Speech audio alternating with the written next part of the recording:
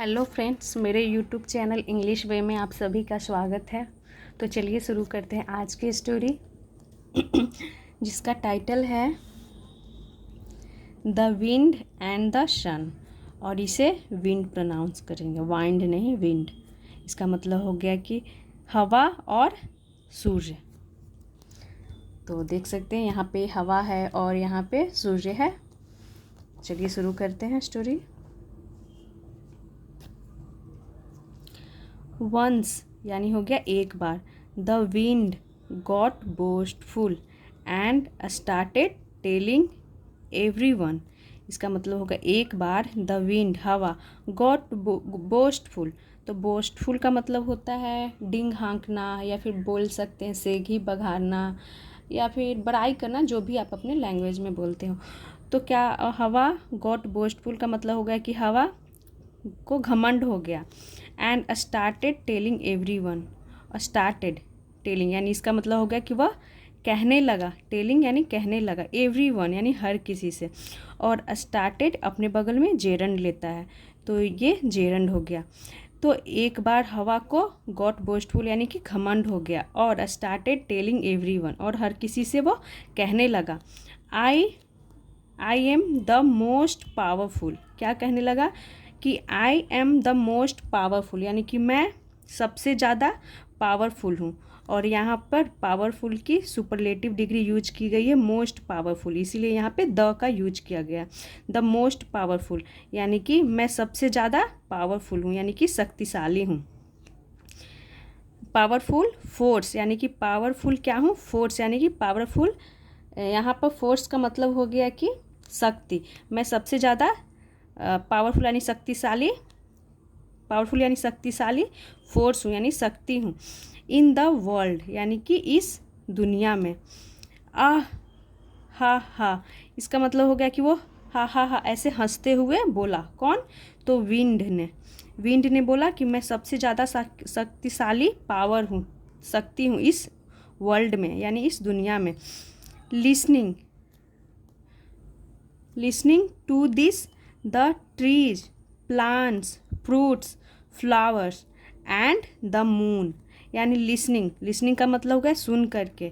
To this यानी कि यह सुन करके। द ट्रीज यानी कि पेड़, और एक पेड़ की बात नहीं हुई है, यहाँ पे ट्रीज लिखा हुआ है यानी कि पूरे पेड़ की बात हो रही है। प्लांट्स पौधे, फ्रूट्स फल, फ्लावर्स यानी कि फूल, और द मून यानी कि चांद। और द का यूज किया गया क्योंकि मून तो एक ही है, पूरे वर्ल्ड में एक ही मून है, इसीलिए यहाँ पे द का यूज किया गया। यानी कि यह सुन करके पेड़ पौधे हो गए, फूल हो गए, फ्लावर हो गए, ये सभी, और moon way were very unhappy. Unhappy का मतलब हो गया दुखी, यानी कि वे सभी क्या हो गए, दुखी हो गए। पेड़ पौधे फूल फल सारे और चांद दुखी हो गए ये सुन करके। They went to the sun. They went, go की सेकेंड फॉर्म हो गई वेंट, और टू प्रीपोजिशन हो गया जो कि दिशा या डायरेक्शन को दिखाता है। और दे प्रोनाउन हो गया सब्जेक्टिव प्रोनाउन, यानी कि सब्जेक्ट के रूप में यूज करते हैं, और एक से ज़्यादा है प्लांट्स फ्रूट्स फ्लावर्स, इसीलिए यहाँ पे दे का यूज किया गया है। तो वे कहाँ गए? टू द सन, सन के पास गए। एंड टोल्ड, और कहा, टेल की सेकेंड फॉर्म टोल्ड हो गई। द सन यानी कि सन से कहा। यहाँ पर भी देख सकते हैं सन में द का यूज किया गया है क्योंकि सन तो हमारा एक ही है। अबाउट द विंड्स बोस्टिंग, तो सन के पास गया और सन से क्या कहा? अबाउट यानी कि के बारे में। द विंड्स यहाँ पे अपस्ट्रॉफी ऐसे यानी कि हवा के, बोस्टिंग यानी कि हवा की सेकी बघारने के बारे में, उसके बारे में कि वो डिंग हाँक रहा है, उसके बारे में बताया सन को।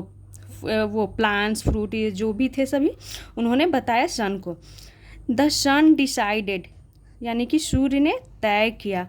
टू टीच, टू टीच का मतलब हो गया टू टीच अ लेसन। इसका मतलब होता है टू टीच अ लेसन की सबक सिखाना, यानी कि उसने तय किया, सन ने क्या तय किया? सबक सिखाने के लिए। टीचर लेसन यानी सबक सिखाने के लिए। द टू द विंड, किसे? तो हवा को सबक सिखाने के लिए। शो इसीलिए। द सन सेड यानी कि सूर्य ने कहा टू द विंड, हवा से, I challenge you to prove, यानी आई चैलेंज यू। इसका मतलब हो गया कि चैलेंज करना यानी कि मैं तुम्हें चुनौती देता हूँ। आई चैलेंज यू, मैं तुम्हें चुनौती देता हूँ। टू प्रूव यानी कि साबित करने के लिए। डैट कि you are the most powerful यानी कि तुम सबसे ज़्यादा शक्तिशाली हो, पावरफुल हो, इसके लिए तुम साबित करो, इसे साबित करो। किसने चैलेंज दिया? तो सूर्य ने हवा को चैलेंज दिया कि तुम सबसे ज़्यादा शक्तिशाली हो, ये साबित करो।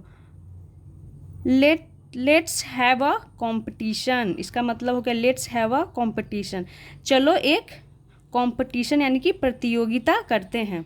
द विंड अग्रीड यानी कि सूर्य ने कहा कि चलो एक प्रतियोगिता करते हैं।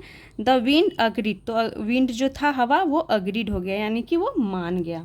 इंस्टेंटली यानी कि वो तुरंत मान गया, और इंस्टेंटली यहाँ एडवर्ब हो गया। तो एडवर्ब किसे बोलते हैं? जो एक्शन को डिस्क्राइब करता हो उसे हम एडवर्ब बोलते हैं। Do you see that traveller, do you see, तो यहाँ पे लिखा हुआ है do you see that traveller, but इसका मतलब क्या आ रहा है? इसका सेंस आ रहा है कि क्या तुम उस डैट ट्रैवलर यानी कि उस यात्री को देख रहे हो। इसका मतलब क्या हो गया? Do you see that traveller यानी क्या तुम उस यात्री को देख रहे हो, और यहाँ पे क्वेश्चन मार्क लगा हुआ है क्योंकि वो प्रश्न कर रहा है। Let us see who can strip him of his coat. Let us see यानी कि चलो हम देखते हैं। हु यानी कि कौन, कैन यानी सकता है, strip him of his coat, तो यहाँ पर स्ट्रिप का मतलब हो गया कि स्ट्रिप का मतलब हो गया कपड़ा उतारने के लिए यहाँ पे यूज किया गया है। स्ट्रिप का मतलब हो गया कपड़े उतारना। वैसे तो स्ट्रिप का मतलब पट्टी भी होता है, लेकिन यहाँ पे स्ट्रिप का मतलब कपड़े उतारने से है। तो हम एक वर्ड के बहुत सारे मतलब होते हैं, हम सेंटेंस के अकॉर्डिंग इसे समझते हैं। तो वो उसने क्या बोला कि वहाँ पे तुम एक यात्री को देख रहे हो, को चलो हम उसके देखते हैं कि हु यानी कौन, कैन स्ट्रिप यानी कि उतार सकता है, हिम यानी उसका, ऑफ हिज कोट यानी उसका कोट यानी उसके जैकेट को देखते हैं कौन उतार सकता है। सेड द सन, सन ने ऐसा कहा कि चलो देखते हैं कौन उसका कपड़ा उतारता है, वो जो एक ट्रैवलर है उसका। श्योर जरूर। आइल गो फर्स्ट, आइल गो फर्स्ट इसका मतलब होगा आई विल, तो आई विल का यहाँ कॉन्ट्रैक्शन है यानी कि शॉर्ट में लिखा हुआ है, दो वर्ड को शॉर्ट में ऐसे लिखा जाता है। इसका मतलब हो गया आइल का मतलब हो गया, और इसे आइल पढ़ेंगे। आई विल गो फर्स्ट, मैं पहले जाऊँगा। सेड द विंड, सेड यानी कि कहा, द विंड यानी हवा ने कहा कि पहले मैं जाऊँगा। The wind blue with all his force, the wind यानी कि हवा, ब्लू यानी कि चली, बही, जो भी आप अपने लैंग्वेज में बोलते हो कि हवा चली। विथ ऑल हिज फोर्स यानी कि पूरे शक्ति के साथ, पूरे ताकत के साथ। He blew all around the traveller, he blew यानी कि वह हवा बहा, ऑल अराउंड यानी कि चारों तरफ, द ट्रैवलर यानी कि ट्रैवलर यात्री के चारों तरफ से वो चला, हवा बहा। बट लेकिन द ट्रैवलर यानी कि यात्री स्टार्टेड फीलिंग कोल्ड यानी कि उसे क्या होने लगा, स्टार्टेड यानी कि कुछ होने लगा, फीलिंग कोल्ड यानी कि उसे ठंड लगने लगा, feeling cold, started feeling cold यानी कि उसे ठंड लगने लगा।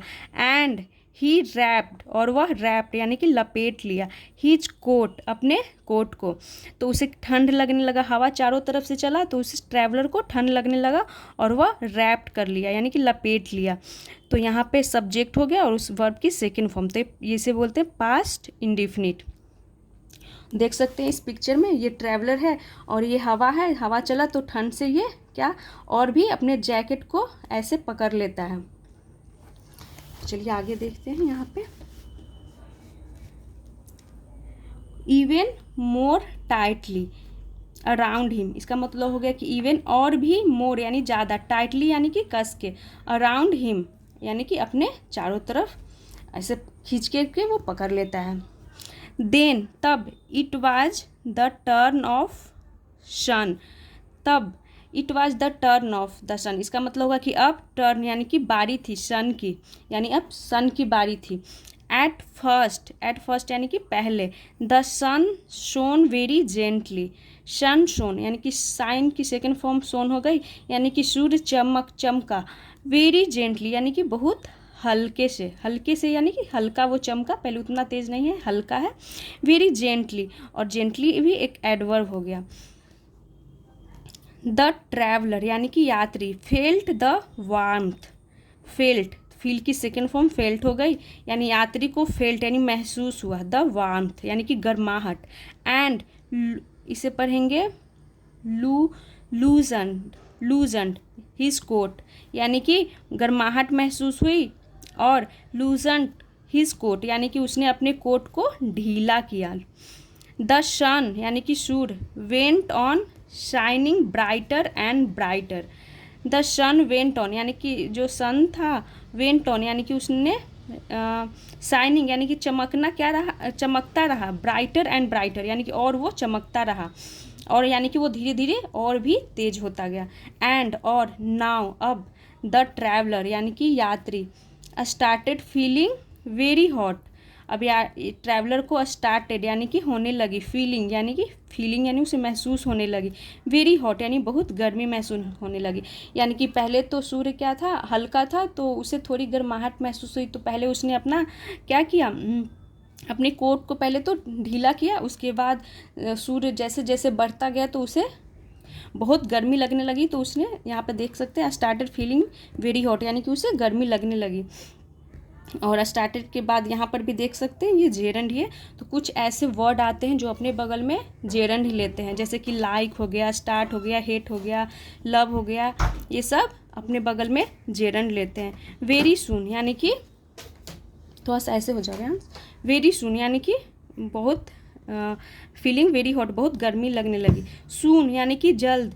ही टुक ऑफ हिज कोट यानी कि ही टुक ऑफ, तो टेक ऑफ का मतलब होता है कपड़ा उतारना, उसकी पास्ट हो गई टुक ऑफ, ही टुक ऑफ उसने अपनी हिज कोट यानी कि अपनी कोट को, जैकेट को उतारी। एंड और पुट इट यानी कि उसे रखा, इट किसके लिए यूज हुआ है, जैकेट के लिए, कोट के लिए, पुट यानी कि रखना, और पुट की फर्स्ट फॉर्म भी पुट होती है, सेकंड फॉर्म और थर्ड फॉर्म भी पुट ही होती है। पुट यानी कि रखा, इट यानी जैकेट के लिए यूज किया गया, इन हिज कोट अपने बैग में, उसने अपने बैग में जैकेट को रख लिया क्योंकि उसे बहुत गर्मी महसूस होने लगी।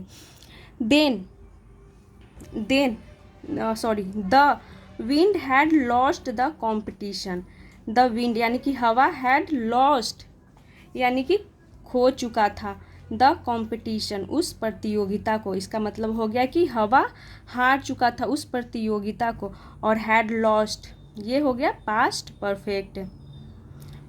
एंड और रियलाइज्ड और एहसास किया, हिज मिस्टेक अपनी गलती का एहसास हुआ उसे। तो ये थी स्टोरी, और चलिए देखते हैं इसका मोरल क्या है।